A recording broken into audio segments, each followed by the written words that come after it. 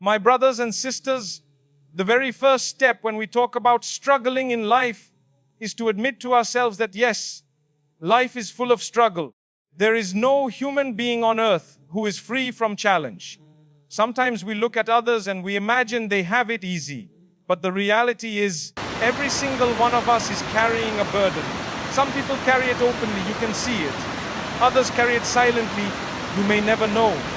But one thing is for sure, struggle is part of the package of life. The Almighty did not put us on this earth to float through without a single test. He Himself says He will test us with fear, with hunger, with loss, with difficulty. So if you are going through hardship, remember you are not alone. It does not mean that the Almighty is angry with you. It does not mean that you are abandoned. In fact, the very presence of struggle in your life is a sign that He is aware of you, that He wants you to turn back to Him. When we face these struggles, the mind sometimes whispers, "Why me? Why always me?"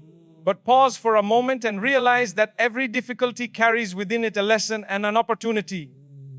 Without the storm, you would never appreciate the calm. Without the nights of tears, you would not value the mornings of joy. Without loss, you would never taste the sweetness of gratitude. The Almighty knows what you and I need in order to grow, and He tailors our challenges accordingly. So instead of asking, "Why me?" shift the question to, "What am I meant to learn from this?" That small change of perspective can open doors of peace in your heart, even while the problem still exists. Sometimes, my brothers and sisters, we measure success only by material standards. If we don't have what others have, we feel we are failures.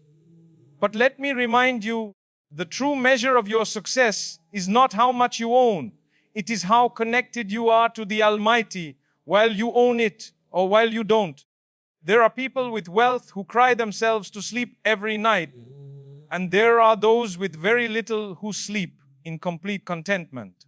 Struggle reminds us not to become arrogant, not to think we are in control of everything. It brings us back to our knees, and that is actually the safest place a believer can be. So the first step, dear brothers and sisters, is acknowledgement. Don't deny your pain. Don't bury your struggle.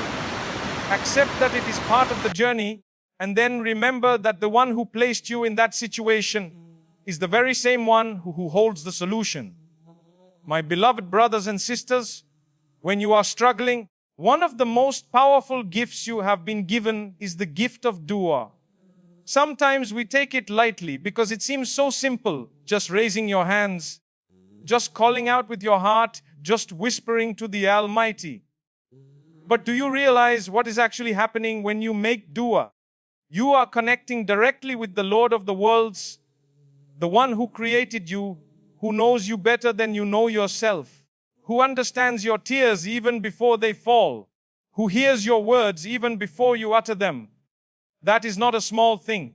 It is the greatest privilege we carry as believers. Often people think, "But I've been making dua for so long and nothing seems to happen." Let me tell you, nothing goes unheard. No dua is ever wasted. Sometimes it comes to you exactly as you asked. Sometimes it comes in a way that you do not recognize, protecting you from a harm you did not see. And sometimes it is stored for you in the hereafter, waiting for you as a mountain of reward. Which one of these would you consider wasted? None. That is why the Prophet, peace be upon him, taught us that our dua is always answered, but not always in the way we imagine. When you speak to people about your problems, they may listen for a while, they may try to comfort you, but sooner or later they become tired.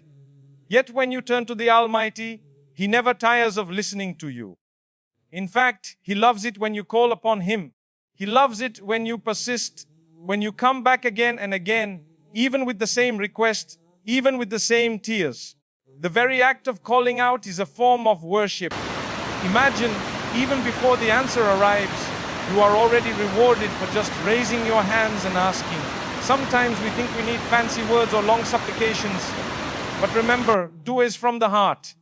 Speak to Allah the way you feel it. If you are broken, tell Him you are broken. If you are scared, tell Him you are scared. If you are confused, admit that you do not know what to do. There is no barrier, no formality, no need for perfection. Just sincerity, that is what He loves. So never underestimate the power of dua. Use it in the morning, in the evening, when you are driving, when you are lying in bed, when you are at your lowest, and even when you are at your happiest. Keep that connection alive, because the one who holds your destiny in His hands is the one you are calling upon. My brothers and sisters, one of the biggest mistakes we make when we are going through challenges is that we expect instant results.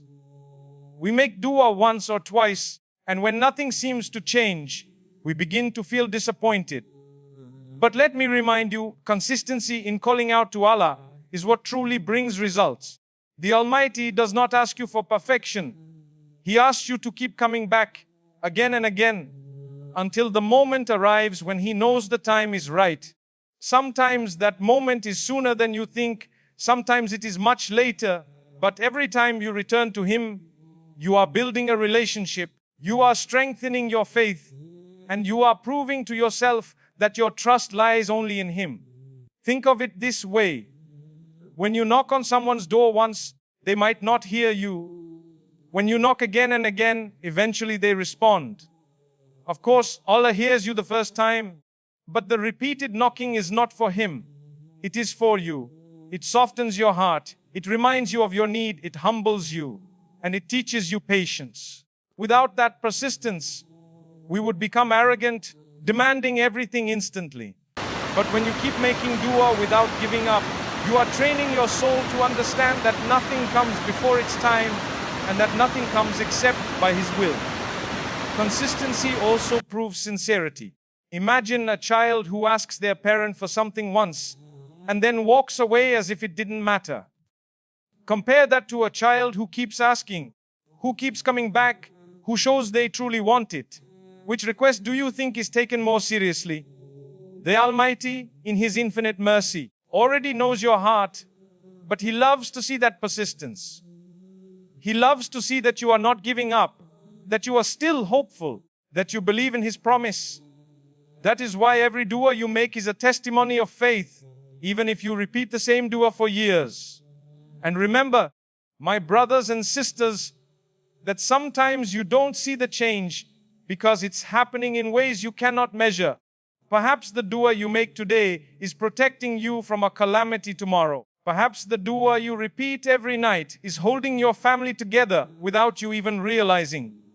The unseen work of Allah is constant, and your persistence in dua is part of that unseen plan. So don't give up after the first, second, or third attempt. Keep going until something happens, because the one who answers is listening every single time. My beloved brothers and sisters, there is a very special time that many of us are neglecting. A time that carries a unique power and blessing, and that is the last part of the night. When the world is asleep, when silence surrounds you, when distractions are gone, and even your phone is no longer buzzing, that is the moment when the Almighty calls out to His servants, asking, "Who is there calling upon me so that I may answer? Who is asking of me so that I may give? Who is seeking my forgiveness so that I may forgive?" What an amazing invitation. Imagine the Lord of the worlds, the Creator of the heavens and the earth, personally inviting you to speak to Him at that hour. It is an opportunity that no believer should take lightly. I know it is not always easy to wake up in the middle of the night, especially when you are tired or when your bed is warm and comfortable. But think about it this way: the struggles you are going through right now, the tears you are holding back, the confusion you feel in your heart, are they not worth a few minutes of your night?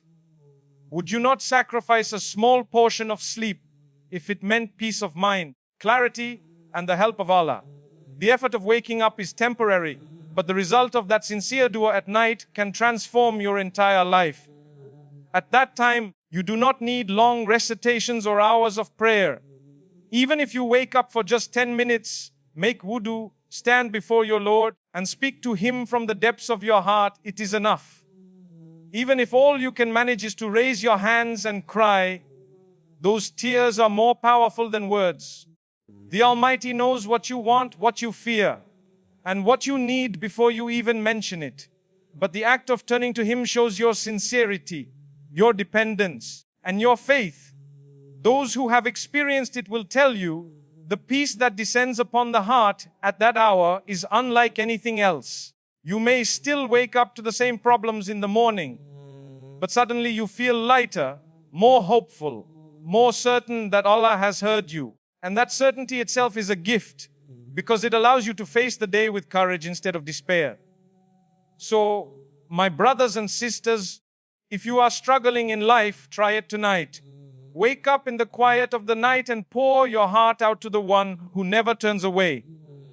My brothers and sisters, one of the hardest things in life is waiting.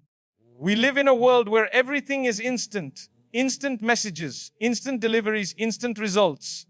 And so, when it comes to our du'as, when it comes to the help we are seeking from Allah, we expect the same speed. But Allah is not bound by our clocks, our calendars, or our deadlines. His timing is perfect, and part of faith is to trust that perfection, even when it feels delayed. Think about it. There are moments when you desperately wanted something. You cried for it. You thought your life would fall apart without it. Later, when you look back, you realize that if you had received it at that time, it would have harmed you, or it would have distracted you from something far better that came afterward. Allah's delay was never a rejection. It was a form of protection. His plan is always greater than our limited understanding. But because we only see what is in front of us, we sometimes mistake His wisdom for silence. Patience in times of hardship is not just about waiting without complaint. It is about trusting the one who knows everything, the one who sees what we cannot see. When Allah withholds, it is out of His mercy. When He gives, it is also out of His mercy. Both are blessings, though one is harder to recognize than the other. The true believer is the one who holds on, who keeps making dua, who keeps moving forward, and who keeps saying, I know my Rabb will give me when the time is right. That trust, that reliance is what we call tawakkul, placing your affairs completely in His hands. Sometimes the delay itself is what makes the gift sweeter. If everything came instantly, we would not appreciate it. We would take it for granted. But when you have cried, when you have begged, when you have waited, when you have been patient, then the moment Allah grants it to you, the gratitude that fills your heart is unlike anything else. And that gratitude strengthens your bond with Him. So do not let impatience rob you of that closeness. My brothers and sisters, remind yourself every day Allah has not forgotten you. Your name is known to Him. Your tears are counted by Him. Your prayers are stored with Him. What is meant for you will never miss you, and what misses you was never meant for you. So hold on and trust His timing, my brothers and sisters. One of the most powerful qualities a believer can carry in the midst of difficulty is hope. Hope is not just a nice feeling or a comforting thought. It is a form of worship. When you continue to expect goodness from Allah, even while your situation seems impossible, you are declaring with your heart that you believe in His mercy, you believe in His promise, and you believe that He will never abandon you. That very belief is an act of faith, and it brings you closer to Him even before your problem is solved. Sometimes, when struggles drag on for months or even years, people around you may tell you to give up, to move on, to stop asking. They might say, if it was going to happen, it would have happened by now.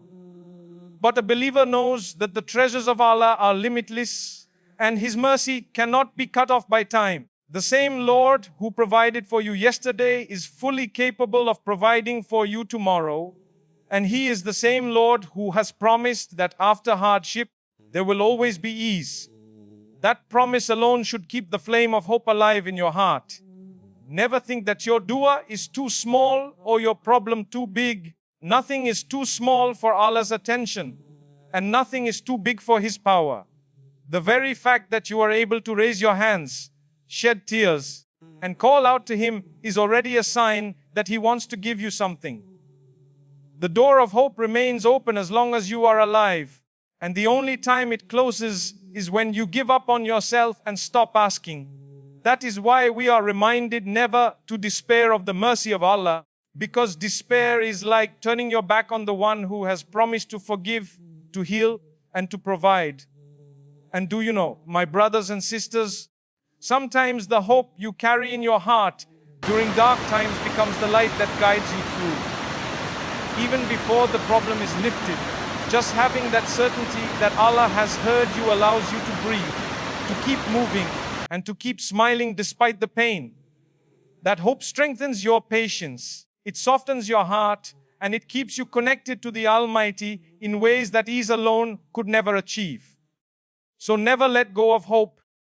No matter how heavy life feels, no matter how long you've been waiting, your breakthrough could be closer than you think. So hold on tightly to the rope of hope and keep calling upon Allah.